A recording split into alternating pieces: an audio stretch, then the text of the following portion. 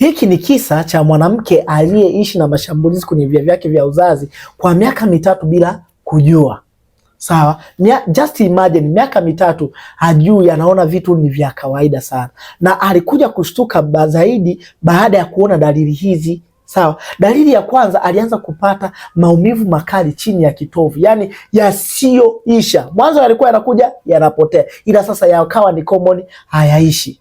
Dalili nyingine, alianza kutoka na uchafu ambao ulikuwa una harufu kama shombo la samaki mwanamke huyu. Ila dalili nyingine ambayo ilimfanya aogope zaidi ni pale ambapo hata Mr. alipomhitaji kwa ajili ya tendo, huyu mwanamke alikuwa anashindwa kwa sababu alikuwa anapitia hali ya maumivu makali sana. Hii hali ilizidi kuwa ngumu zaidi pale ambapo alipoanza kuona period yake inatoka aliyakuwa ina uchafu mkali na wenye harufu kali. Yaani period inatoka kama vipande vya maini. Sawa, hapa alijua sasa anaelekea mwisho.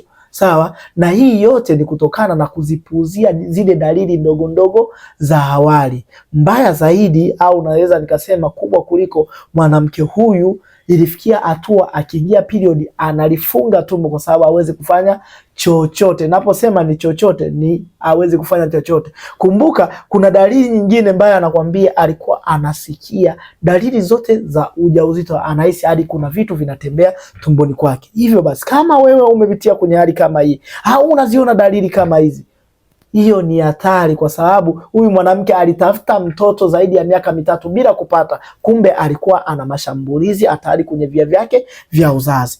Na kusii wewe mwanamke au wewe mwanaume unayotazama video hii kwa ajili ya mkeo, tatueni hiyo changamoto, kwa maana kadri unavyowahi kulitatua changamoto hii ndivyo unavyojiweka mbali na hatari za kupata saratani ya kizazi. Nitafute leo, nitumie ujumbe WhatsApp, andika dokta, nahitaji matibabu, nami nitakuhudumia kokote ulipo duniani.